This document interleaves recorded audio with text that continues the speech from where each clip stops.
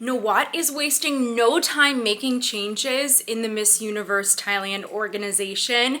I cannot believe I'm hopping on and creating an episode like this literally the day after I watched the press conference in Thailand. I'm Dani. If you like content like this, please subscribe and consider supporting the channel through super thanks or memberships. It makes all the difference. So we have to talk about this because Nawat made a few remarks during the press conference presentation, and I talked about in my previous episode, which you can check out, what this could mean and what this could potentially look like for contestants and for the organization going forward.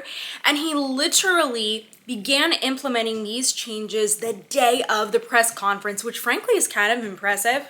Because a lot of people say they're going to do something and then you kind of have to wait for it and see what happens. No, day of. What I'm talking about is that the future of Miss Universe Thailand and possibly Miss Universe looks like it's going to be centered around what they call beauty, pageant, platform, product, and the sale of products. They're really going to be pushing that. We already saw this coming at Miss Universe this past year with the creation of their cosmetics line and then also just their products, like these little bags that they had.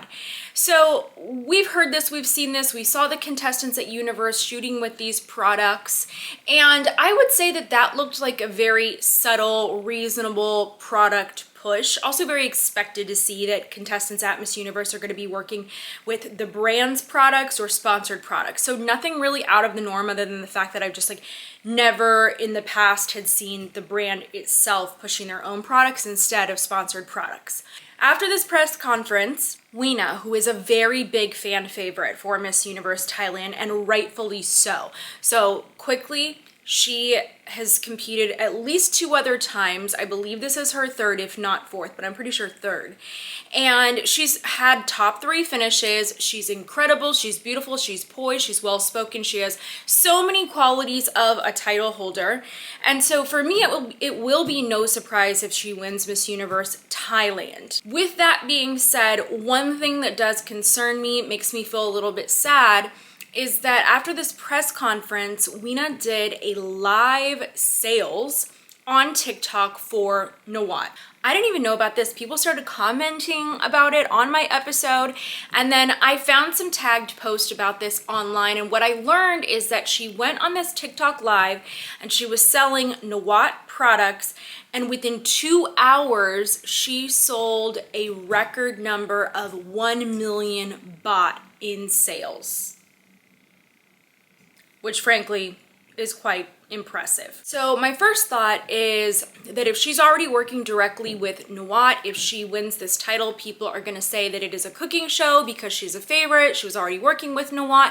That makes me really sad because I would encourage everybody to do your homework, do your research. She is, I believe, a very deserving title holder if she does indeed win.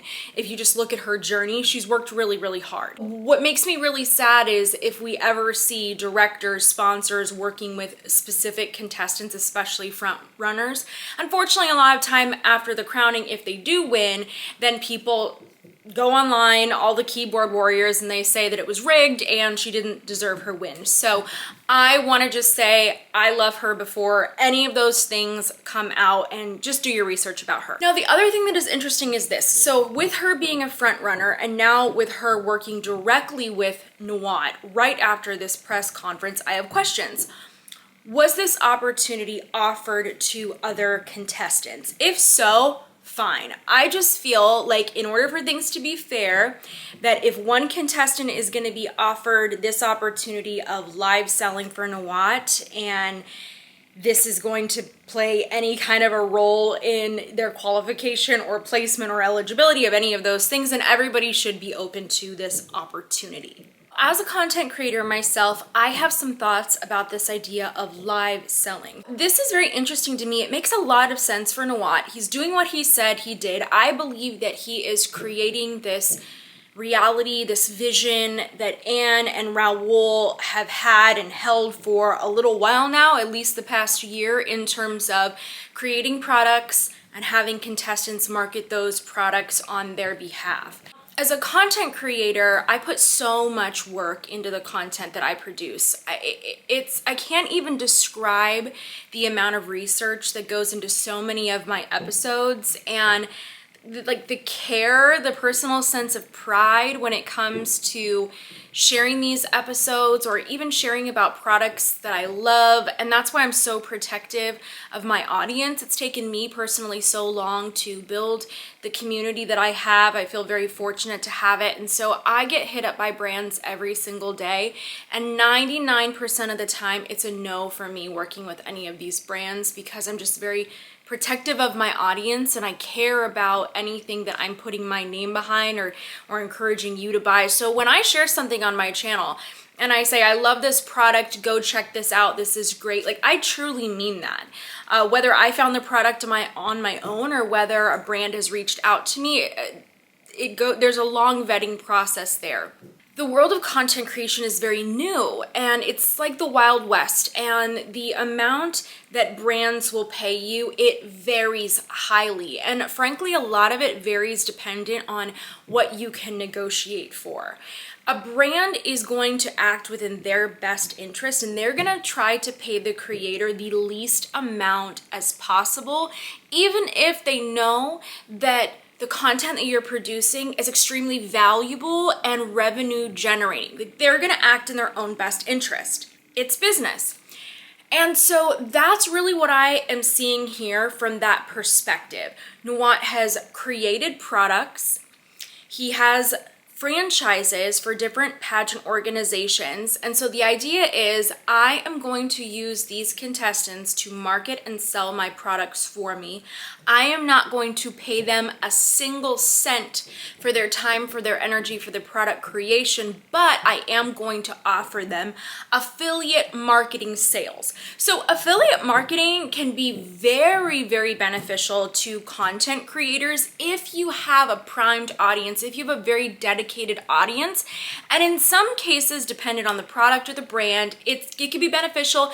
And so the creators are willing to work without a budget. They're willing to work without a flat rate. Like I said, there are different contracts, different negotiations for every single brand deal that you see on my channel and on anybody else's channel. In this case, what people were saying online, and I don't have the info to verify this, but they said that Veena had accounted for 1 million baht in sales, and that is about the equivalent of $30,000 USD, and that she would be receiving 10% of that. So she would get about $3,000 USD, which I don't know the equivalent in Thai baht, but it's gonna be a substantial sum though. It's like a pretty good payday there, but she's only getting 10%, and Nawat would be getting 90% because he's able to use her dedicated fan base.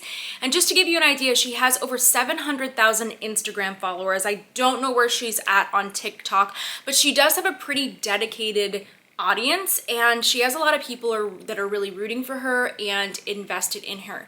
So this makes so much sense from a business perspective for Nawat. For Nawat, for Anne, for Raul, they are going to be able to make so much money from contestants without necessarily or always paying them what I would consider to be a fair wage. Because all people that do content creation for a full-time know, that it's not just as easy as clicking record and then posting something. There's like scripting, and there's approvals, and there's edits, and there's just so much. And the money for our equipments, for our software that we're paying for every single month, like that's coming out of my paycheck and not out of a brand's paycheck. And so I'm all about models, content creators, actors, creatives getting what is due to them, getting what they're worth.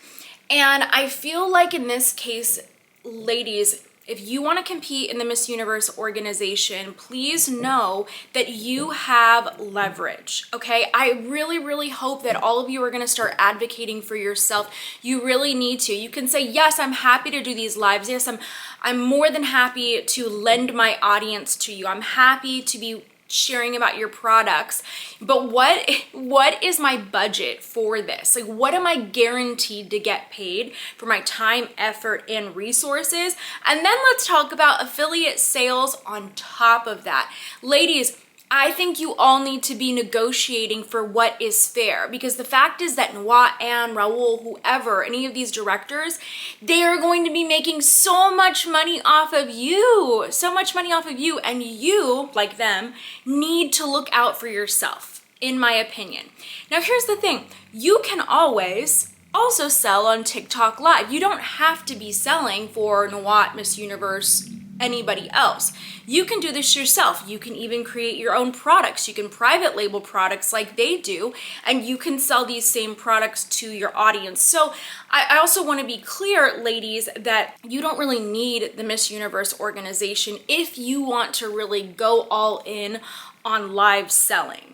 And I just want to recap and reiterate something that Nawat mentioned in the press conference. And he said, "We are committed to finding women who can inspire others, but not just beautiful pictures, beautiful walking, beautiful photos, but they must have a true spirit inside to be able to stand on their own 2 feet, creating wealth for yourself and the Miss Universe Thailand and Miss Universe organization." So now it's interesting that they're really creating also opportunities for contestants to be producing revenue by working with them. But ladies, if you're like Veena and you have this big following, the Miss Universe organization needs you. Like, they need you. That is your leverage in this situation. So please advocate for yourself. Please negotiate these rates and don't just accept whatever is being put in front of you, or say, hey, hold on a second. These are my analytics. These are my proven stats. And I don't just want 10%. I want 20% of these sales. I want 25% of these sales. I want 50%, whatever it is. Go out there, advocate for yourself. Make sure you're fighting for fair deals. This is something that is new for pageantry, and it's also something I think you ladies should be considering. Veena has not even begun her Miss Universe Thailand journey. The only thing that her and the other contestants have done is introduce themselves on stage. That's it. And she's already on Nawat's Live selling for him. So if you're preparing to compete for any pageant within the Miss Universe organization, start preparing for this. This is kind of like QVC / Miss Universe now at this point. I would be expecting that at some point they're going to be asking for me to generate sales for them. And I think that's something important to consider when you're prepping and just asking yourself and trying to figure out, because I know so many of you are like, what organization do I want to invest in? Which one do I want to spend my time in? Which one makes the most sense for me? So now this should be a factor when you're trying to make that decision for yourself. Are you interested in selling online, on TikTok, or on social media platforms? Is that something that aligns with your life, with your goals? It's something that you feel confident doing, you feel good doing? This is just something I think really important for all contestants to be considering now moving forward. And I would really encourage you to just expect this. I think it's better to expect that this is what they're going to ask of you so that there's no surprises, instead of just like hoping, oh boy, I hope that nobody's gonna ask me to sell live on TikTok. If this is the organization that you want to work with, I would work on starting to live sell now. You don't have to wait for the Miss Universe organization to give you products to sell. You can do this on your own, with, like I said, with your own products, with your own merch. You can do this with TikTok Live. You can do this with LTK. You can do this on Poshmark. Like, you can do this anywhere and everywhere. There are so many options for you.